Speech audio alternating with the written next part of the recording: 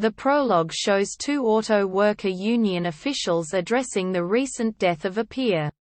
Within moments, both are brutally murdered by a group of shadowy, almost supernatural killers that seem to move, disappear and reappear at will during a daring skyscraper assault. Detroit Police Department Detective Sergeant Jericho Jackson, known locally as Action Jackson, was a celebrated lieutenant in the police force but demoted nearly 2 years before, because of a case he headed involving the criminal son of successful businessman Peter Anthony Delaplane. The fallout over the case also collapsed Jackson's marriage and put the law school-educated star athlete and hometown hero at odds with the public.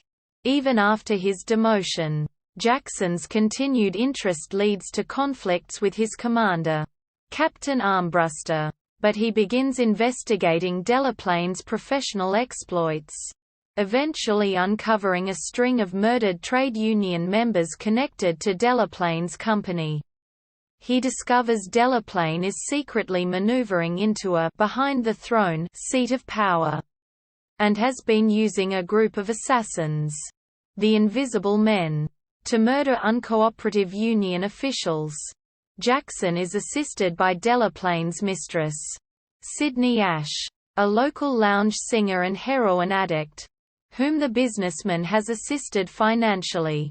He is eventually framed in the murder of Delaplane's wife Patrice, who was actually killed by her husband, after her discovery of his plot, and her seeking help from Jackson. On the run from the police, Jackson is helped by friends from his old neighborhood, Kid Sable, a local hotel owner and retired professional boxer, and a lively local hairdresser and gossip informant, who gives Jackson a way to discreetly get to Delaplane. Jackson and Sydney arrange a meeting with Delaplane's figurehead replacement for the auto union, unaware that the Invisible Men had been tracking them and allowed the meeting so that Delaplane could confront Jackson face to face. Before he leaves with Sydney in tow, Delaplane arrogantly reveals the reasoning for his plans and intends to exact it using Jackson as a pawn. He intends to kill Jackson, put one of the Invisible Men in his place, have him kill an important union official, and then have Jackson's charred body discovered after he failed his getaway.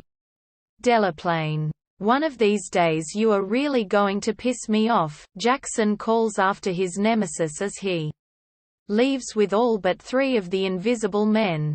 "We're going to have ourselves a little barbecue," claims Shaker, the Invisible Men's leader, as they prepare to burn Jackson alive. But Jackson is suddenly rescued by Sydney's bodyguard Big Ed, and the pair battle the Invisible Men. Ed overpowers Birch, knocking him into a control panel, electrocuting him, while Jackson turns the welding torch they were about to use on him on Thor, who is killed when the gasoline can he is holding explodes. Shaker opens fire on the pair with his grenade launcher, sending them running for cover. They lure him outside where Ed disarms him and Jackson takes the grenade launcher. Jackson opens fire and kills Shaker. Jackson's escape leads to a fight at Delaplane's mansion during the birthday party for the Union. Leader Delaplane plans to have assassinated.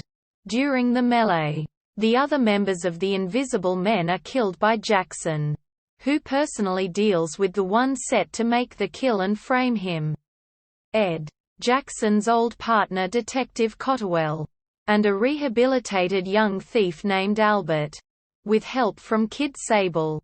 However, Delaplane takes Sydney hostage and hides inside a bedroom in his mansion. After being given a gun by Cotterwell, Jackson commandeers a car being displayed at the party, crashes into the house, kills Delaplane's butler, bodyguard, Cartier, by ramming him into a wall as the latter fires at him, and roars upstairs to crash into the room Delaplane is holding Sydney in. After a brief standoff, Delaplane a trained martial artist, challenges Jackson to hand-to-hand combat. At first Delaplane has the upper hand.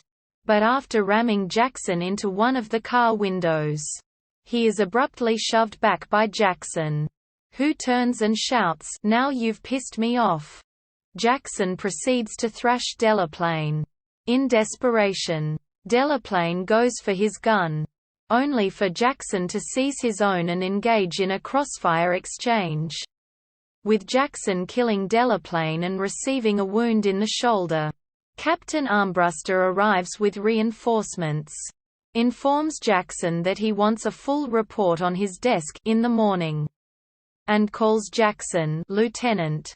Sydney soon reveals she plans to go cold turkey off of heroin, promising Jackson can have her on Thanksgiving. Jackson replies, "Can I have you any sooner?" Sydney giggles and the two kiss passionately as the credits start.